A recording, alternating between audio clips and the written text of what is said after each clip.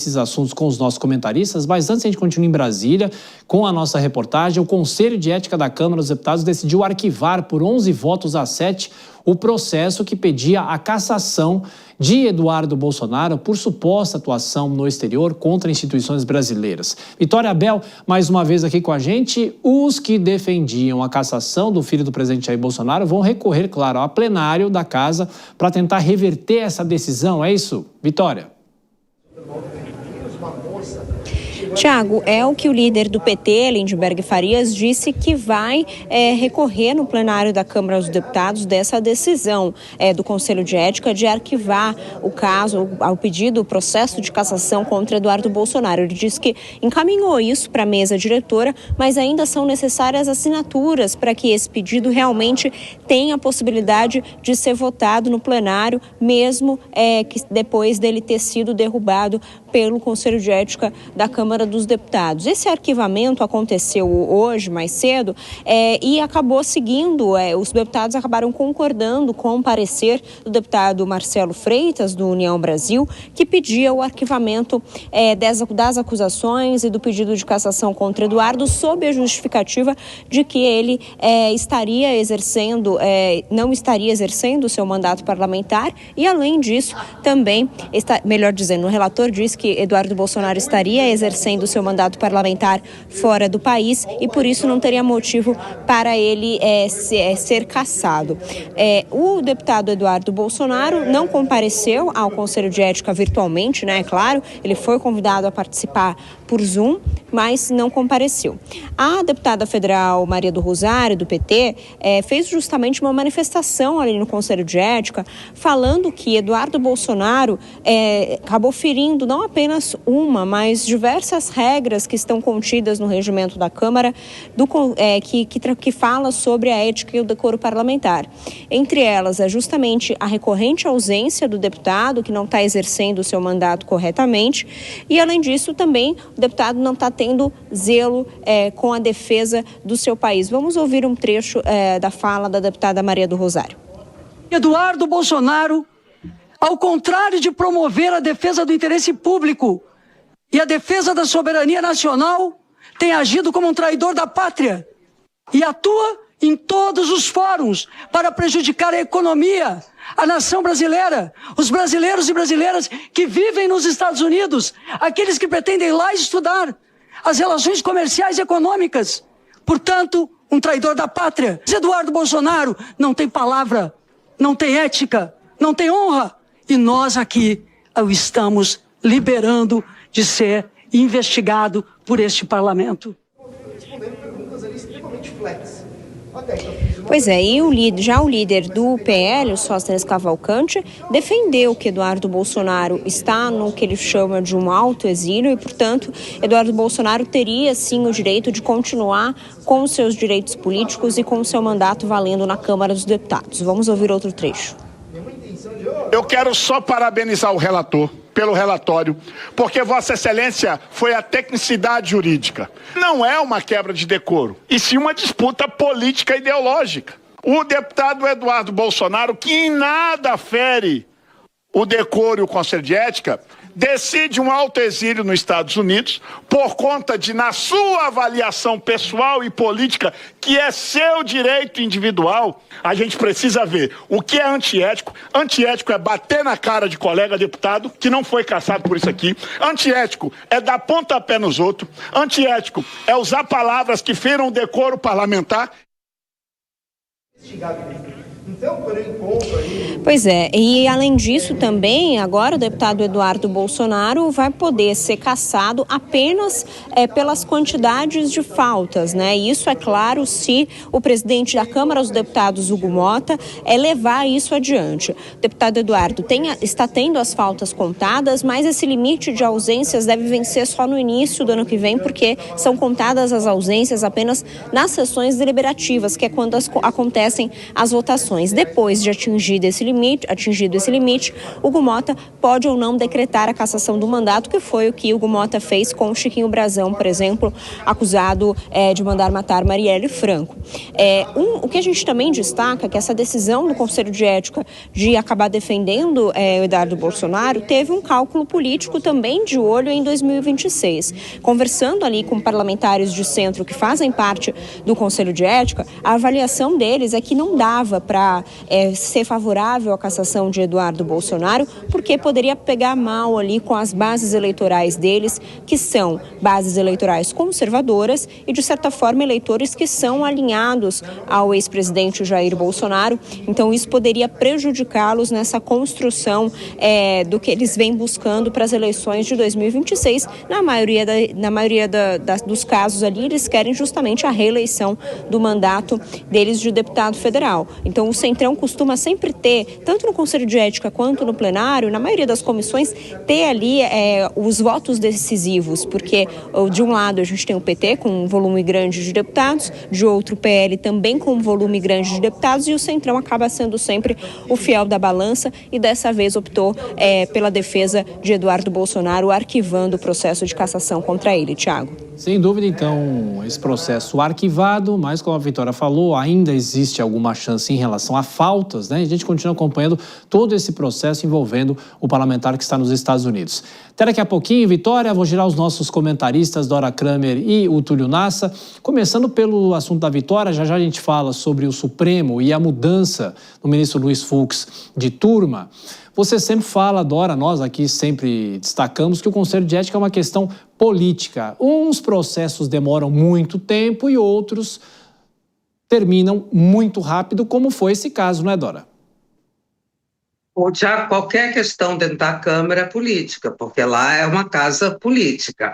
Agora, então fica assim, pelo argumento do relator, o deputado Eduardo Bolsonaro está exercendo seu mandato. Não tenho notícia de reuniões, comissões, votações que ele tenha participado. Então, não sei bem qual é o conceito do relator de exercício de mandato. E segundo o líder do PL, Sóstenes Cavalcante, ele tem todo o direito de se declarar autoexilado pelas razões que ele achar. Então, o Conselho de Ética acaba de abrir a mesma prerrogativa para qualquer deputado ou deputada que resolva ir para qualquer lugar, vai para a Dinamarca, lá fica e não tem problema nenhum. Não estou nem entrando no mérito da Maria do Rosário, que aí é traidor da pátria, não é traidor da pátria. Claro que isso é um elemento, mas o caso, se a gente espremer, é isso, essa pessoa não está exercendo.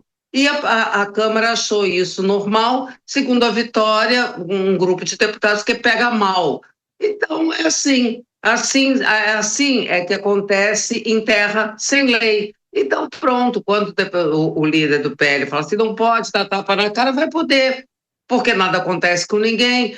Cadê as pessoas que ocuparam a mesa da Câmara? Então, lá, uma advertência e tal. Então, é um vale-tudo que desqualifica. Não há proposta de gratuidade de bagagem, de não sei o quê, de isenção de imposto de renda, que possa limpar esse tipo de imagem. É isso. O deputado, claro, vai ser ou não cassado, porque a Vitória nos traz que o Hugo Motta ainda pode considerar que tudo bem, mesmo ele tendo as faltas, vamos abonar as faltas, mesmo que ele seja cassado, fica elegível, bom, se ele voltar, ok. Agora, o que aconteceu hoje, pela argumentação, né, de que ele está exercendo o mandato, não se tem notícia dele exercer mandato, então realmente vale tudo. Os argumentos são absolutamente injustificáveis, mas assim foi a decisão e assim será. Se for para o plenário,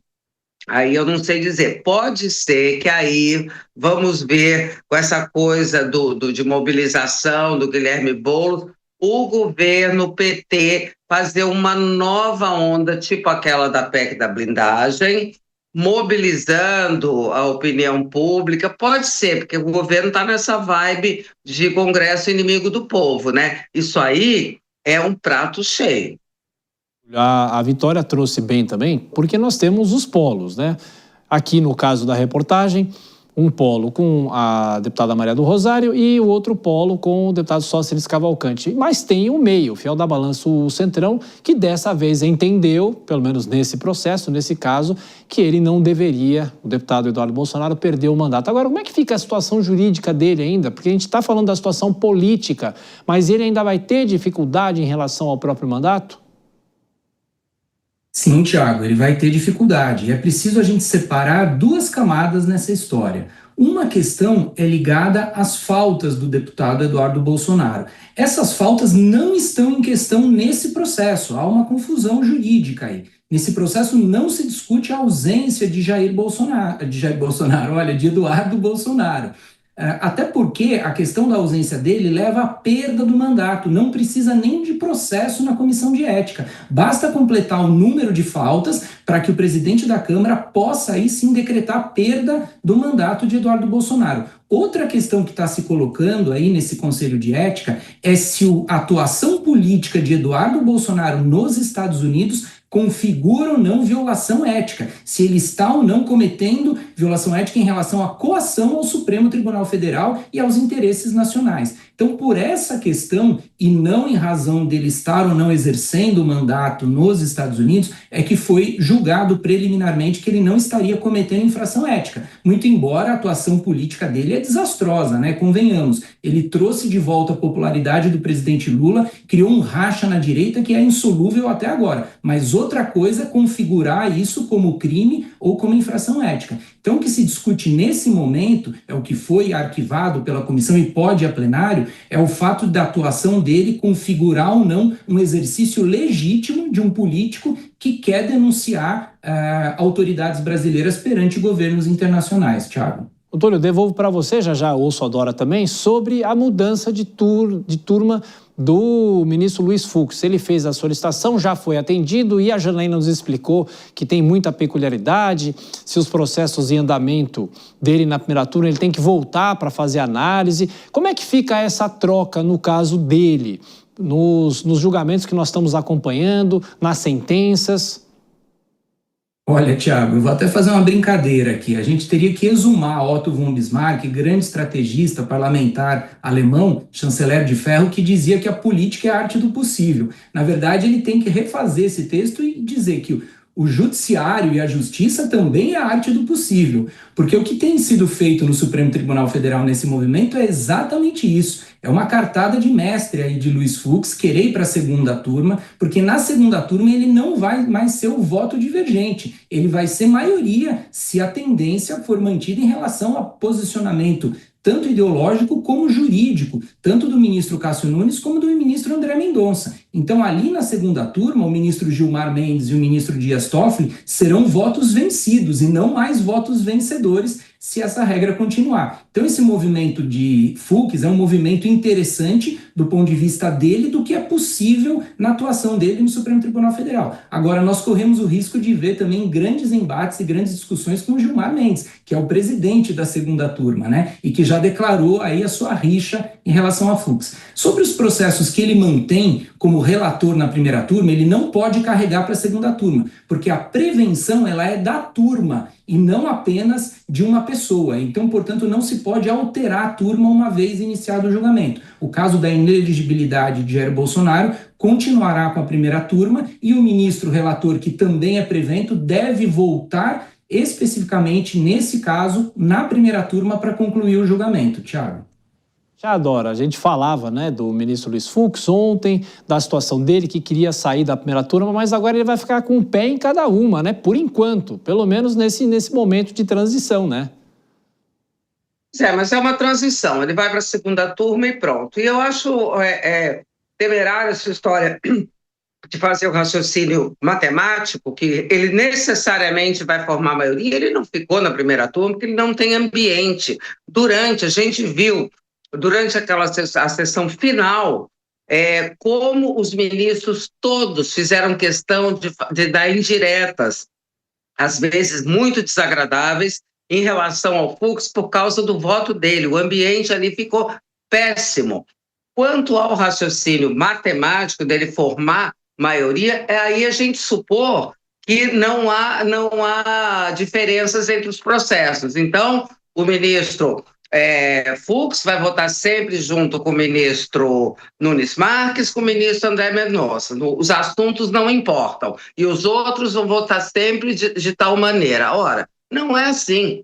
Tanto é que o Fux já deu vários votos que não tem nada a ver com essa tendência que hoje é chamada conservadora. Eu acho isso um desrespeito. O Fux, em matéria de questão jurídica, não vamos discutir o mérito, se o Fux é assim, se a filha é desembargadora não sei aonde. O Fux talvez seja ali um dos mais juízes com letra maiúscula, o tal do notório saber. Luiz Fux é assim, é visto assim. Então, supor que ele vá mudar de turma, porque vai se aliar a outros dois e vai votar sempre por uma questão de alinhamento ideológico, eu acho realmente, primeiro, é desconhecer a carreira do ministro Luiz Fux, e segundo, é adotar um raciocínio matemático aonde não cabe essa ciência, tá certo? Ali é um plenário, ali é um colegiado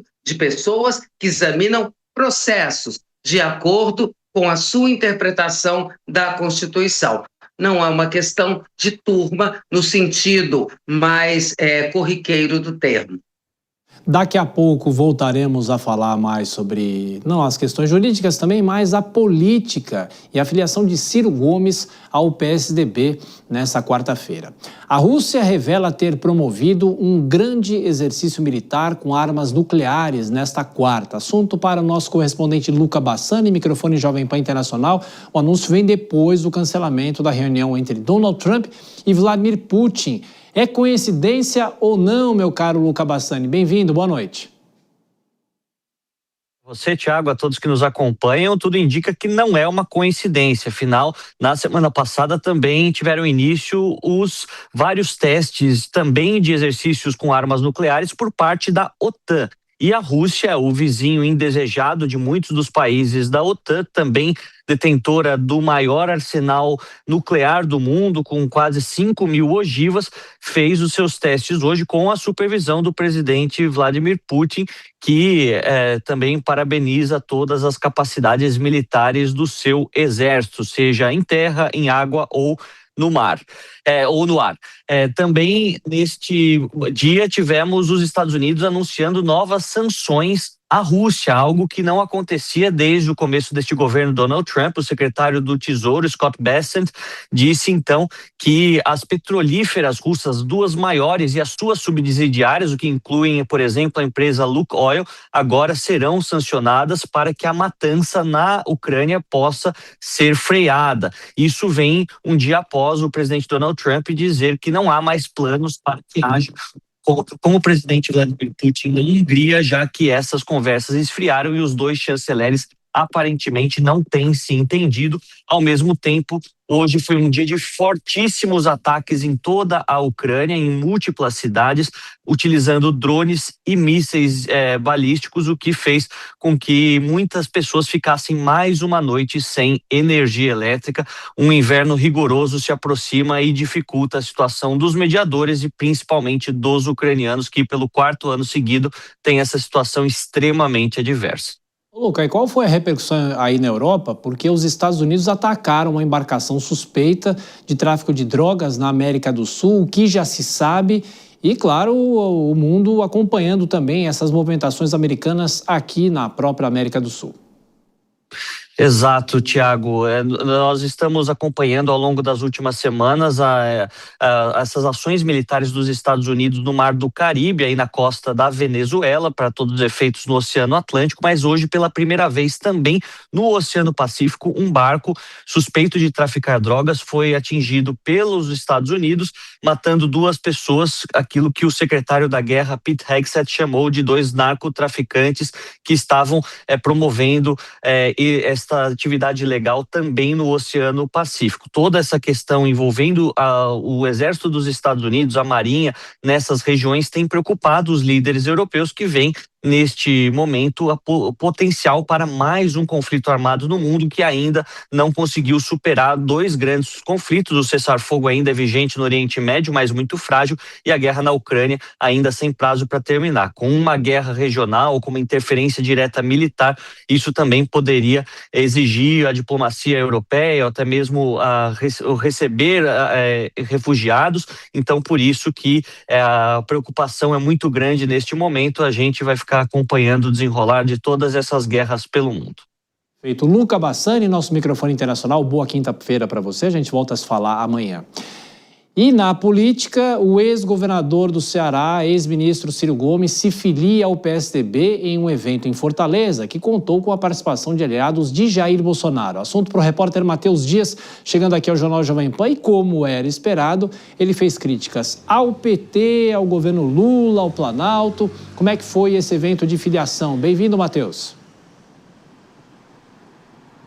Tiago, boa noite para você, boa noite a quem nos acompanha. Ele criticou, sim, Ciro Gomes, ex-governador do Ceará, e que também, em um passado, também já foi ministro de Lula, né, num dos governos de Lula como presidente. Ciro voltou a criticar o PT e o governo federal. Ele, então, voltou ao PSDB, partido esse em que foi filiado de 1991 a 1994, quando era governador do Ceará. E agora, depois de 10 anos sendo filiado ao PDT, ele pediu a desfiliação do partido na semana passada, né? Depois de desferir diversas críticas ao partido e também criticar bastante o atual governo do Ceará, o petista Eumano de Freitas, Ciro pediu a desfiliação do partido e agora assina com o PSDB. Hoje, no evento em Fortaleza, então, voltou a criticar o atual governador do Ceará, mas também Lula e o presidente do Brasil foi alvo das críticas, alvo dos ataques de Ciro Gomes, que falou bastante, inclusive, sobre as relações políticas do atual governo federal. Vamos ouvir. Repare bem, quando o Lula se elege, chama o José Alencar do PL. Quando o Lula resolveu lançar a Dilma, já avisado que as coisas podiam ser gravemente traumatizadas, como infelizmente aconteceu, eu falei isso muitas vezes, ele chamou a polêmica figura do Michel Temer. Quando agora, mais recentemente, o Lula quis se eleger por quase 1% apenas de diferença do Bolsonaro, depois de todas as dificuldades que passou, quem ele chamou para ser o vice? Geraldo Alckmin, fundador do PSDB, agora socialista. Aqui não tem ladrão. E lá, dá para dizer isso? Acompanhado, então, de diversas figuras bolsonaristas no evento, Ciro caracterizou o próprio retorno ao PSDB como um recomeço à vida pública e citou que, na opinião dele, o atual governo federal é o mais corrupto de todos os tempos. O Brasil hoje é o país de regime mais corrupto na sua história. Acham que eu estou exagerando? Tomem nota, eu desafio qualquer petista a me contestar. Nós esculhambamos o Bolsonaro quando ele começava a liberar emendas na faixa de 30 bilhões de reais por ano. Pois bem, o Lula esse ano já liberou 63 bilhões de reais para roubalheira generalizada. Não existe quadra de governo mais corrupta do que essa. Ciro Gomes vai assumir, então, a presidência do PSDB no Ceará. Vale lembrar, então, Tiago, que o PSDB um dia já teve quase 10 mil políticos eleitos, né? Políticos que faziam parte do partido eleitos. Hoje, então, em 2025, esse número caiu para pouco mais de 3.300. É uma queda brusca, hein? Mais de 65% de redução dos políticos filiados ao partido. E depois da saída de Eduardo Riedel, governador do Mato Grosso do Sul, que saiu do PSDB e se filiou ao PP, é a primeira vez na história, desde 1988, quando o partido foi fundado, que a sigla não governa nenhum dos 26 estados do Brasil, contando com o Distrito Federal. Tiago. Não precisa ir muito longe. Na Câmara Municipal, a representatividade é praticamente zero do PSDB aqui no Legislativo. A gente continua acompanhando. Matheus Dias, até daqui a pouquinho. Dora Kramer, claro, é o ex-governador do Ceará, Ciro Gomes sendo Ciro Gomes, e algumas considerações em relação a isso. Primeiro, por que ele foi para o PSDB, se é um partido que está enfrentando dificuldades, não se dá bem, talvez, com Aécio Neves e com outros caciques do PSDB, os caciques que restaram, e ele faz um discurso nacionalizado. Ou seja, será que é possível descartar totalmente uma candidatura dele à presidência da República, Dora? Acho que de forma alguma. Primeiro é o seguinte, a oitava troca de partido do Ciro Gomes, né? Ele começou lá no PTS, né? E aí já foi ministro do Lula, enfim, ele já rodou na política, ele tem experiência. Eu acho essa entrada, essa volta, que o Ciro tinha dito que não ia mais candidatar, estava farto dessa coisa, e eu acho a volta do Ciro à cena é muito boa, é interessantíssimo. Primeiro, que ele tem experiência. Segundo, que ninguém pode negar o preparo do Ciro Gomes, tá? O Ciro Gomes sabe das coisas, se interessa pelo país, tá? Se interessa pelo Brasil, é um cara empenhado. E como você disse muitíssimo bem, Ciro Gomes sendo Ciro Gomes, ele anima o debate. Imagine, ele talvez não descarte a volta a nova candidatura à presidência da República, porque até por causa do recall, ele aparece bem. Quando o nome dele é testado, as presidenciais, que vêm sendo feitas agora, o Ciro aparece bem. Então pode ser, mas se não for por aí, ele vai fazer um embate no Senado, que ali o embate também é no Senado, desculpa, no Ceará, porque ali o embate também é direto com o PT. E a gente viu pelo tom dele que é bem parecido, quer dizer, descontar das palavras, as do Ciro são sempre mais fortes,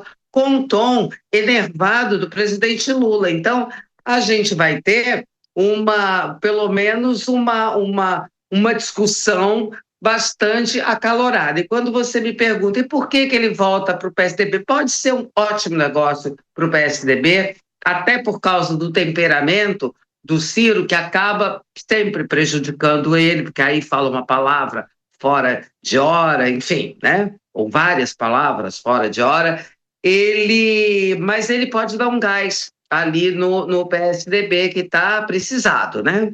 Agora, por que ele volta? Tasso Gereissati. Tasso Gereissati introduziu o Ciro na política, né? O Tasso, que já tinha acabado com a era dos coronéis no Ceará, deu aquela modernizada e colocou o Ciro. E aí o Ciro faz essa volta toda, que eu disse, 8 trocas de partidos, essa é a 8ª, e volta para onde ele começou, e tem até, eu acho que ele tem mais identidade aí, onde ele está, do que ele teve quando ele estava no ninho do PT, não combina, né? Então, acho que do ponto de vista da política, do cenário político, vai ser muito interessante. Ele é aquele político, viu, Túlio, que é falastrão, dá boas respostas para os jornalistas, gostando ou não gostando do político, mas, por exemplo, a gente cita Paulo Maluf, Antônio Carlos Magalhães, até mesmo Roberto Jefferson, nos tempos do Mensalão, que dava boas frases lá na CPI, lá atrás, CPI dos Correios. Mas, de qualquer forma, será que ele pode se viabilizar como uma terceira via, uma alternativa à polarização? Porque em 2018 teve até na reta final um movimento a favor dele, eventualmente para não deixar Jair Bolsonaro chegar ao segundo turno no embate com o atual ministro da Fazenda, Fernando Haddad. É saber qual vai ser essa viabilidade e se ele efetivamente ainda sonha com o Planalto. Sonhar ele deve sonhar, mas a viabilidade é outra história, né?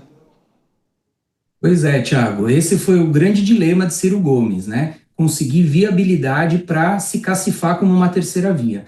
Veja, Ciro Gomes é um personagem importante da política brasileira, né? Como bem disse a Dória, pelas mãos do Tasso Gereissati, aos 34 anos, ele vira governador em Fortaleza pelo PSDB, tem números muito bons como governador, passa a ser um menino prodígio na política brasileira e vai assumir o Ministério da Fazenda no governo Itamar Franco. E exatamente nos meses em que ele ficou é que o Plano Real é implantado. Então ele é um dos responsáveis, junto com muitas outras pessoas, pela implantação do Plano Real. Só que o que acontece? Ele sai do Ministério da Fazenda, vai para os Estados Unidos estudar lá com o professor Mangabeira Unger e volta com ideias contra o liberalismo, contra a política de privatização do PSDB, briga com o PSDB. Em 98, então ele se filia a um outro partido mais à esquerda e tenta a sua eleição, mas ele nunca conseguiu convencer a população de que ele era uma alternativa à esquerda de Lula e que ele seria uma alternativa à direita do PSDB, que capturava o eleitor de direita. Então o Ciro, ele nunca conseguiu comunicar, penso eu, muito embora ele tenha muito preparo, né, muito estofo intelectual e realmente é um político digno do nosso respeito, mas ele nunca conseguiu essa comunicação. E agora ele volta ao PSDB. Só que a casa que ele volta é uma casa totalmente diferente, não é mais a casa do neoliberalismo, das privatizações do Fernando Henrique. Tem outras pessoas, é uma casa muito menor, muito pequena. Então o grande dilema de Ciro é aquele dilema de Luiz de Camões, o poeta que ele tanto gosta e recebeu um prêmio literário porque escreveu sobre a vida e a obra de Luiz de Camões, que dizia o seguinte: mudam-se os tempos, mudam-se as vontades, muda-se o ser, muda-se a confiança. E é essa confiança que Ciro terá que resgatar nesse atual cenário da política brasileira.